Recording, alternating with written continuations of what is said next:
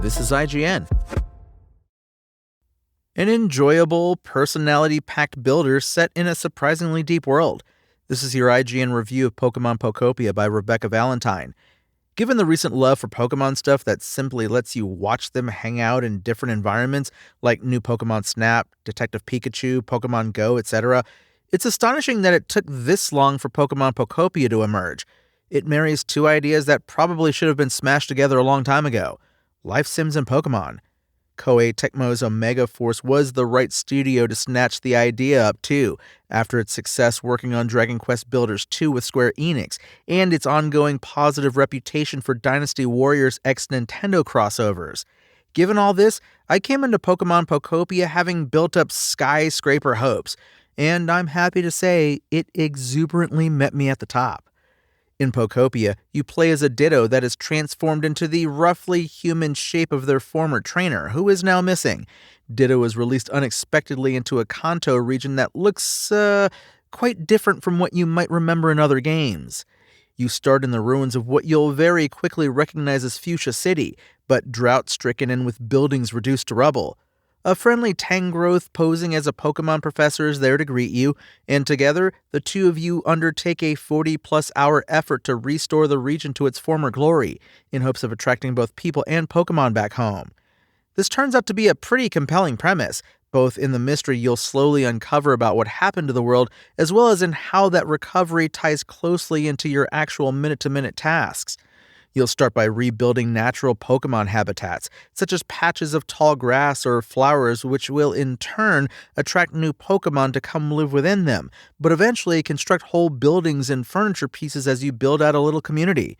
As a Ditto, you have the ability to transform into other Pokemon, allowing you to use their abilities to restore the land. For instance, a Squirtle will teach you Water Gun early on, which allows you to water the dry ground and bring back dead trees, bushes, grass, and flowers. From a Bulbasaur, Ditto learns Leafage, allowing them to raise up new tall grass from previously empty ground. Rock Smash breaks rocks, Cut chops up foliage, and so on. Much later, you'll be able to turn into a Lapras to surf across water, and finally, a Dragonite will teach you to fly, glide through the air. This is where a lot of Pokopia's personality shines, as it really goes all in on reminding you that you are a Ditto, a blobby pink creature that can shapeshift into anything. One minor issue that tripped me up, however, was the storage in Pokopia.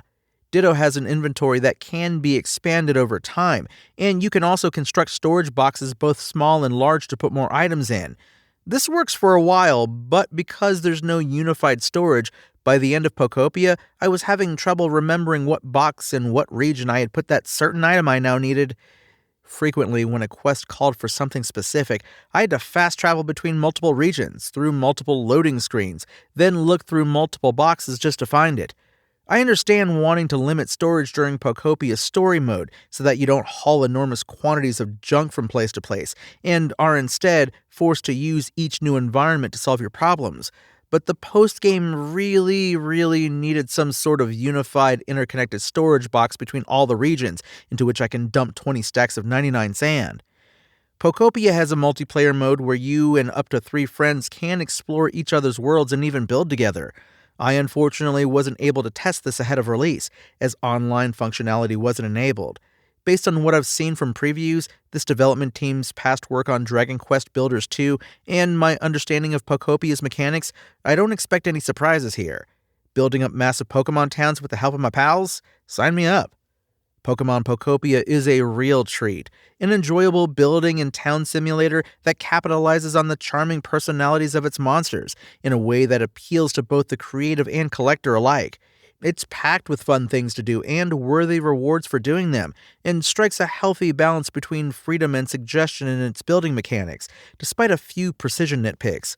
All of this is housed in an adorable adventure through an interesting and surprisingly deep setting that presses all the nostalgia buttons for longtime fans. And it all shines especially bright in its lovable protagonist's blobby pink hands. Pokemon Pokopia's IGN score? A solid 9 out of 10. Thanks for listening to IGN. My name is Tony Jackson, and for the latest Pokemon Pokopia updates, visit us at IGN.com.